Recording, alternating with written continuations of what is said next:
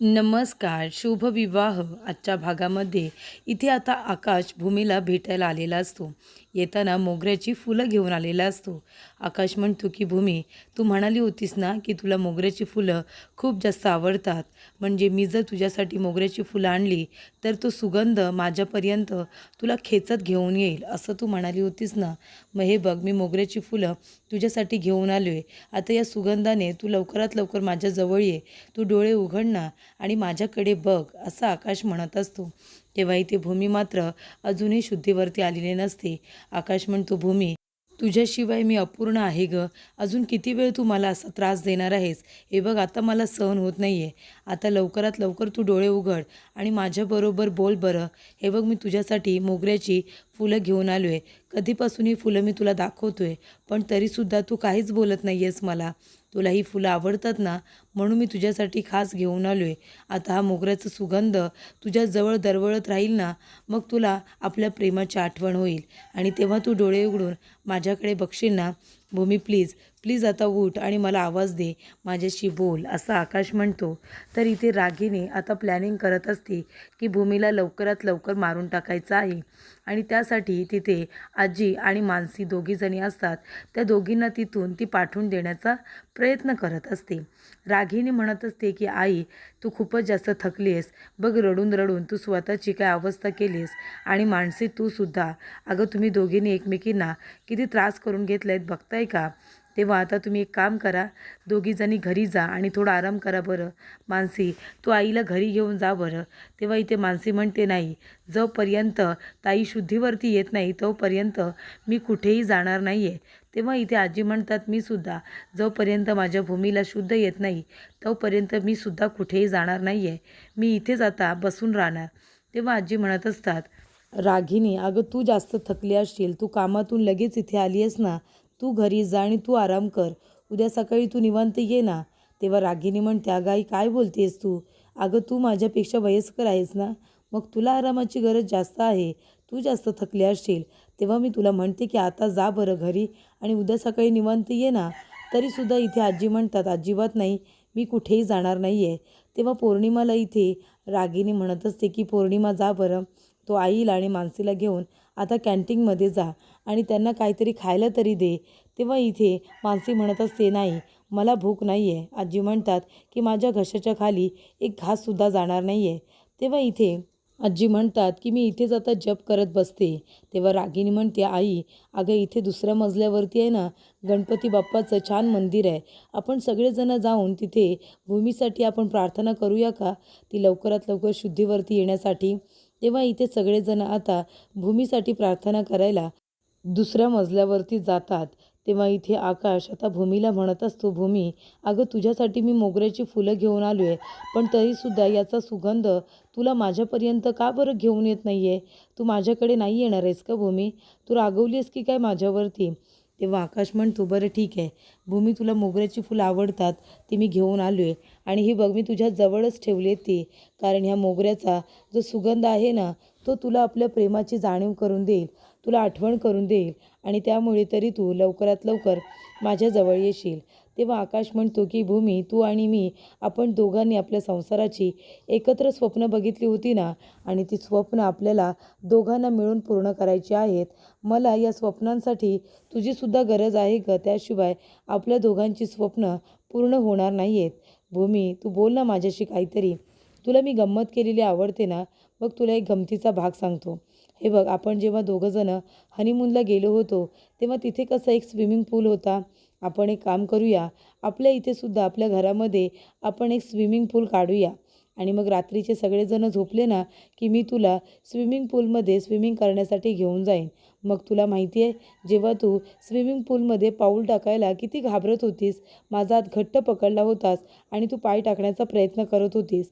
तसंच मग तू माझा हात घट्ट पकडून ठेव आणि मग आपण स्विमिंग पूलमध्ये आतमध्ये गेलो ना की तू मग मला थंड पाणी लागल्यानंतर तू मला घट्ट मिठी मार. हे मला सगळं हवं आहे भूमी, हे मला पुन्हा पुन्हा हवं आहे. तू प्लीज जागी हो ना माझ्यासाठी, प्लीज तू जागी हो. मला सगळे हे सहन होत नाही आहे. मी कधीपासून तुझ्याशी बोलतो आहे, पण तू माझ्याशी काही बोलत नाही आहेस. तू प्लीज माझ्याबरोबर बोल. मी तुझ्यासाठी इथे वाटेल ते करायला तयार आहे, पण तू माझ्या आयुष्यामध्ये सगळ्यात जास्त महत्त्वाची आहेस. तुझ्याशिवाय माझं आयुष्य अपूर्ण आहे. भूमी प्लीज बोल ना काहीतरी. हे बघ तू टाळी दे ना मला. तुला टाळी द्यायची असते ना. मी जोक केला आहे. आपण दोघंजणं रात्रीचं असं स्विमिंग पूलमध्ये स्विमिंग करू आणि मग आपण कुणालाही न सांगता बाहेर फिरायलासुद्धा जाऊ. प्लीज तू आता मला टाळी दे ना. प्लीज भूमी टाळी दे ना. प्लीज तू माझ्याशी बोल. तू माझ्याशी का बरं बोलत नाही आहेस? मला तू बोलत नाही आहेस तर खूप जास्त त्रास होतो आहे. मगापासून मी एकटाच बोलतो आहे. तू काही बोलतच नाही आहेस. तू का सतत अशी झोपून राहतेस? का तू मला अशी सोडून जातेस? तेव्हा इथे आकाश आता खूपच जास्त पॅनिक झालेला असतो.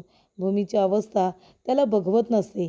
तेव्हा तो तिला आता जाब विचारत असतो की तू मला एकट्याला सोडून का जात असतेस? त्यामुळे तुझी ही अवस्था अशी होत असते. तरी ते भूमी बेशुद्ध असते. तिला शुद्ध आलेली नसते. तेव्हा तिथे नर्सेस येतात आणि म्हणत असतात की सर, आम्ही तुमची कंडिशन समजू शकतो. आम्ही तुमचे इमोशन्स समजू शकतो.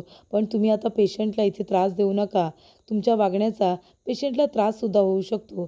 तुम्ही जरा बाहेर जा. आम्हाला त्यांची जरा देखरेख करायची आहे. तेव्हा इथे आकाश आता बाहेर जातो. भूमीच्या डोक्यावरून प्रेमाने हात फिरवून तो आता बाहेर जाण्याचा निर्णय घेतो. तरी ते नर्सेस आता असतात भूमीची काळजी घ्यायला. आकाश बाहेर येतो तेवढ्यातच तिथे अथर्वसुद्धा आलेला असतो. आकाश विचारतो, हे काय? सगळेजण कुठे गेले? तेव्हा अथर्व म्हणतो की सगळेजण गणपती बाप्पाच्या मंदिरामध्ये गेलेत. दुसऱ्या मजल्यावरती छान असं मंदिर आहे. तिथे सगळेजण गेलेत.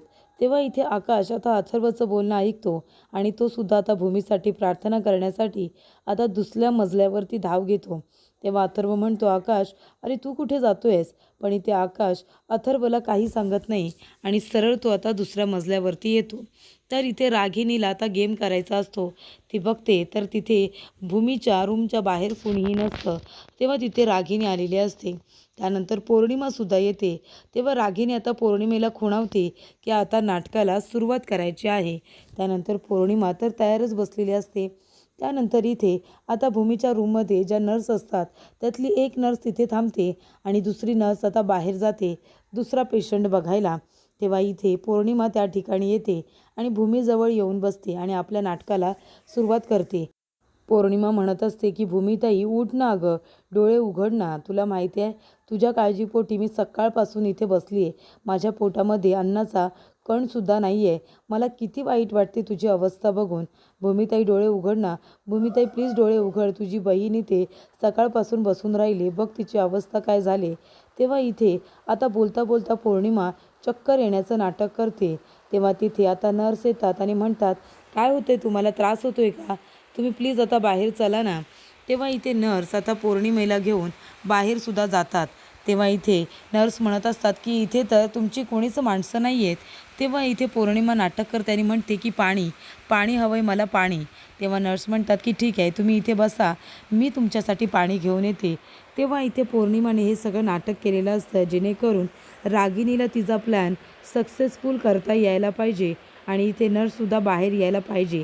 त्यासाठी तिने हा प्लॅन केलेला असतो. तरी ते नर्स इथून गेल्यानंतर रागिणी लगेचच आता रूममध्ये जाते आणि भूमीकडे बघत असते. तर तिने आता भूमीला मारण्याचा निर्णय घेतलेला असतो. तर इथे आता गणपती बाप्पांच्या मूर्तीसमोर सगळेजण आता इथे प्रार्थना करत बसलेले असतात. तेव्हा इथे आकाश येतो आणि आता बाप्पाला प्रश्न विचारत असतो. तेव्हा आकाश म्हणतो की असं का करतोस तू गणपती बाप्पा? नेहमी माझ्याबरोबरच असं का होतं?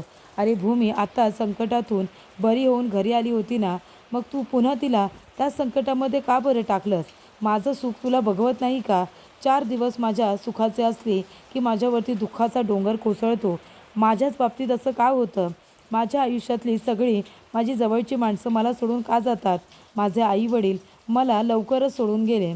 त्यानंतरला आईवडिलांचं प्रेम देणारा माझा रघु काका, त्याने मला खूप जपलं. त्याने मला दूध भाताचे घास भरवले. माझी एवढी काळजी घेतली. त्या रघु काकाला मी आता अग्नी देऊन आले आणि माझी भूमी, जी माझ्या आयुष्याचा एवढा मोठा महत्त्वाचा भाग आहे, ती आज हॉस्पिटलमध्ये अशा अवस्थेमध्ये आहे. तू माझ्या जवळच्याच माणसांना का बरं त्रास देतोस आणि कशासाठी? काय वेगळं मागितले मी तुझ्याजवळ? मी तुझ्याजवळ फक्त माझं साधं आयुष्य आणि माझ्या जवळची माणसं आणि त्याच्यामध्ये माझी भूमी एवढंच तर मागितले ना मी तुझ्याजवळ. तरीसुद्धा तू का माझ्या जवळच्या माणसांना दूर करतोस? माझ्या आयुष्यामध्ये आनंदाचे क्षण आल्यानंतर का तू माझ्याजवळून हिरावून घेतोस? का करतोस तू माझ्याबरोबर असं? तेव्हा का? तर इथे आकाश चिडलेला असतो आणि आता देवाला जाब विचारत असतो. तेव्हा इथे आजी येतात आणि म्हणतात, हे बघ आकाश, अरे नको तू स्वतःला त्रास करून घेऊस. अरे आता देवाला जाब विचारायची वेळ नाही आहे. तर देवाजवळ तू माग की तुझी भूमी लवकरात लवकर बरी होऊ दे आणि लवकरात लवकर तुझ्याबरोबर घरी येऊ दे, असं देवाकडे तू माग. हे बघ, देव तुला निराश करणार नाही. भूमीला काहीच नाही होणार. आपली भूमी लवकरात लवकर बरी होईल. तरी ते आजी आता आकाशला समजावत असतात की रागराग करून काही होणार नाही आहे. तुला शांतपणे आता भूमी शुद्धीवरती येण्याची वाट बघावी लागणार आहे. तेवढ्यातच तिथे एक काकी येतात आणि त्या म्हणत असतात की देवा, माझ्या मुलाला आता बरं वाटतंय. मी इथे व्रत केला, तुझं आगमन अजून झालेलं सुद्धा नाही आहे, पण मी तुझ्याजवळ जो काही नवस बोलले तो तू पूर्ण केलेला आहेस. तेव्हा इथे आता ती म्हणालेली असते की मी तुझ्यासाठी जो उपवास केला होता तो फळाला आलेला आहे. तेव्हा आकाश आता त्या काकूंचं बोलणं ऐकतो आणि आता आकाशसुद्धा निर्णय घेतो की भूमीसाठी आपल्याला असंच काहीतरी करावं लागणार आहे. तेव्हा आकाश लगेचच तिथून निघून आता मंडळाच्या मंदिरा इथे जातो. तर तिथे गेल्यानंतर आता सगळी तयारी चालू असते. तर इथे रागिणीला आता फोन येतो. तेव्हा अभि म्हणत असतो की आई, काम तर झालेलं आहे. रागिणी म्हणते, नीट काम केलेस ना? म्हणजे बघ, जर इथे भूमीचं काही जीवाचं बरं वाईट झालं तर CCTV फुटेजमध्ये मी इथे आले या अजिबात कुणालाही कळता कामा नये. तेव्हा इथे अभि म्हणत असतो की आई, CCTV फुटेज जे काही कनेक्शन आहेत ते मी 10 मिनिटासाठी बंद केलेले आहेत. तुझ्याकडे फक्त 10 मिनिटं आहेत. जे काही करायचं आहे ते लवकरात लवकर करून घे. तेव्हा रागिणी म्हणत असते की माझ्यासाठी 1 मिनिटसुद्धा खूप आहे. मला जे काही करायचं आहे ते लवकरात लवकर करून घेते. तरी ते रागिणी आता भूमीला संपवण्यासाठी तिथे आलेली असते. तिने येताना स्वतःबरोबर एक विषाची बाटलीसुद्धा आणलेली असते आणि त्यातलं ती इंजेक्शन घेऊन आता सलाईनच्या बॉटलमध्ये टाकणार असते. तर इथे आता गणपती बाप्पांची जय्यस तयारी सुरू असते आणि त्या ठिकाणी आता मंडळाचा गणपती येणार असतो. पण त्याआधी इथे आकाश आलेला असतो. डेकोरेशन वगैरे सगळं काही व्यवस्थितरित्या पार पडलेलं असतं. तेव्हा आकाश आता आपल्या चपला बाजूला काढतो आणि बघतो तर काय, इथे छान असा गणपती बाप्पांचा फोटो ठेवलेला असतो आणि छान सगळीकडे उत्साहाचं वातावरण असतं. तेव्हा आकाश विचारतो की काका, गणपती येण्यासाठी अजून 2 दिवस बाकी आहेत ना? मग तरीसुद्धा ही कसली तयारी करताय तुम्ही आणि कसली पूजा? तेव्हा इथे काका म्हणत असतात की गणपती यायला 2 दिवस आहेत, पण आम्ही 2 दिवस आधीच इथे गणपती बाप्पांची येण्याच्या आधी आसन पूजा करत असतो आणि आज आमच्या इथे आसन पूजा आहे. तेव्हा आकाश म्हणतो, हो का, बरं ठीक आहे. आणि इथे आता आकाश येऊन उभा राहतो आणि म्हणतो की देवा, का तू माझ्याबरोबर असं करतोयस? हे बघ, माझी भूमी लवकरात लवकर मला तू देऊन टाक. 2 दिवसानंतर देवा तुझं आगमन होणार आहे. इथे सगळेजण मनोभावे तुझी पूजा करत असतात, तुझी सेवा करत असतात. मी सुद्धा तुझी पूजा करणार आहे, पण माझ्याबरोबर माझी भूमीसुद्धा हवी आहे मला. आणि देवा, तुलासुद्धा भूमीकडून जर तुझी सेवा करून घ्यायची असेल ना, तर तू लवकरात लवकर मला माझी भूमी परत दे.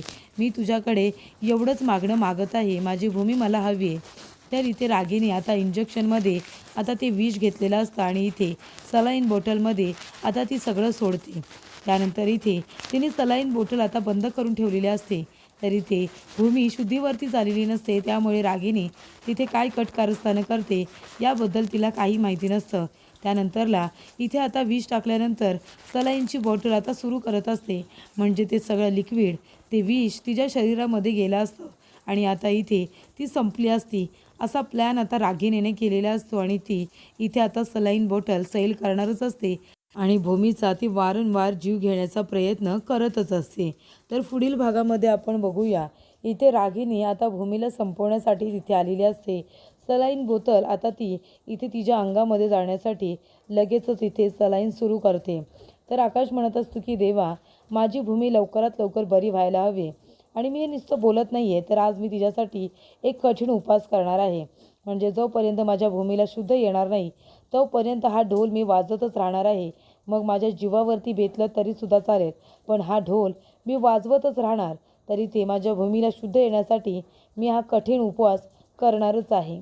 तर इथे आकाशने आता भूमीला बरं वाटावं यासाठी खूप मोठे प्रयत्न त्याने केलेले असतात.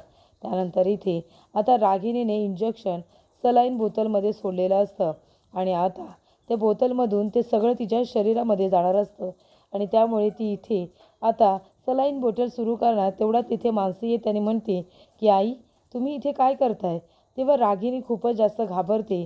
तर इथे आकाश म्हणत असतो की देवा, माझ्या भूमीला लवकरात लवकर बरं होऊ दे आणि माझ्याबरोबर तिने सुद्धा तुझी पूजा अर्चा करू दे.